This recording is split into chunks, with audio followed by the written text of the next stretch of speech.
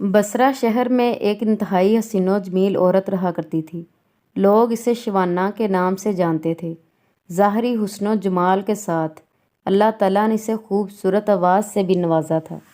अपनी खूबसूरत आवाज़ की वजह से वो गायिका और नोहागर मशहूर थी। बसरा शहर में खुशी और गमी की कोई मजलिस उसके बगैर मुकम्मल तसव्वुर ना की जाती थी। यही वजह थी कि इसके पास बहुत सा मालो दौलत जमा हो गया। बसरा शहर में फस्को फजूर के हवाले से इसकी मिसाल दी जाती थी। इसका रहन सहन अमीराना था और वो बेशकीमत लिबास ज़ेब तन करती थी और वो गिरा बहा जेवरात से बनी संवरी रहती थी। एक दिन वो अपनी रूमी और तुर्की कनीज़ों के साथ कहीं जा रही थी। रास्ते में इसका गुजर हज़रत सालिया अल-मरई के घर से हुआ। हज़रत सालिया अल-मरई रज़ियल्लाहु तआला अन्हा अल्लाह के बरगज़ीदा बंदों में से थे। आप मुतदीन आलम दीन और ज़ाहद व आबद थे। आप अपने घर में लोगों को वज़ और इरशाद फरमाया करते थे।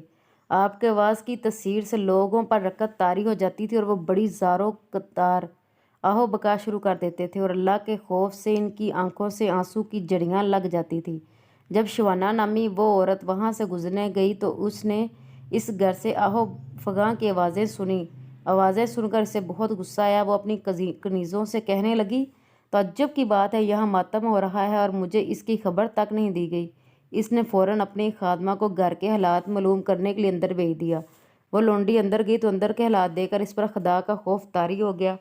वो वहीं बैठ गई, वापस न आई। शिवाना ने काफ़ी इंतज़ार के बाद दूसरे फिर तीसरी लौंडी को अंदर भेजा, मगर वो भी वापस ना लौटी। फिर इसने चौथी खादमा को अंदर भेजा, जो कि थोड़ी देर के बाद वापस लौट आई और इसने बताया कि घर में किसी के मरने पर मातम नहीं हो रहा, बल्कि अपने गुनाहों पर मातम हो रहा है। लोग अपने गुनाहों की वजह से अल्लाह के खौफ से रो रहे हैं।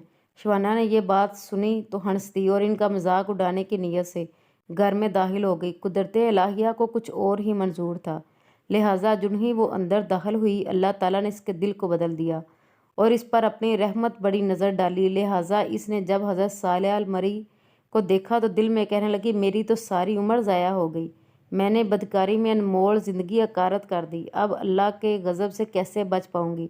गर्चा वो बड़ा हलीम मगर हया वाला भी है, वो मेरे गुनाहों से कैसे दरगुजर फरमाएगा? इन्हीं ख्यालात से परेशान होकर इसने हज़रत सालिया अल-मरई पूछा, ए इमामुल मुस्लिमीन, क्या अल्लाह ताला नाफरमानों और सरकशों के गुनाह भी माफ़ कर देता है?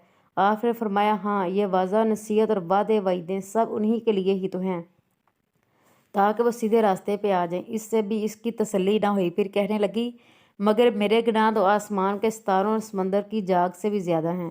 आपने फरमाया, कोई बात नहीं, अगर तेरे गुनाह शवाना से भी ज़्यादा हैं तो भी अल्लाह ताला माफ़ फरमा देंगे। ये सुनकर वो चीख पड़ी और रोना शुरू कर दी। इतना रोई कि इस पर बेहोशी तारी हो गई। थोड़ी देर बाद जब होश आया तो कहने लगी, हज़रत, मैं ही शवाना हूँ जिसके गुनाहों की मिसाल दी जाती है। फिर इसने अपना कीमती लिबास और गिरा कदर जेवरात उतार दी और पुराना सा लिबास पहन लिया। इसने गुनाहों से कमाया हुआ सारा माल सदका कर दिया और अपने घर में मकीद होकर बैठ गई। साथ ही इसने अपने तमाम गुलाम और खादमाएँ आज़ाद कर दी। इसके बाद वो शबो रोज़ अल्लाह की इबादत में मसरूफ़ रहती और अपने गुनाहों पर रोती रहती और इनकी माफ़ी मांगती रहती। रो रो कर रब की बारगाह में इल्तिजा करती है, तौबा कबूल करने वाले, मेरे गुनाह माफ़ फरमा, मुझ पर रहम फरमा। मैं कमज़ोर हूँ, तेरे अज़ाब की सख्तियों को बर्दाश्त नहीं कर सकती। तू मुझे अपने अज़ाब से बचा ले, मुझे अपनी ज़ियारत से मुशर्रफ फरमा। कहा जाता है कि फिर इसने इसी हालत में 40 साल की उम्र बसर की और फिर अल्लाह को प्यारी हो गई।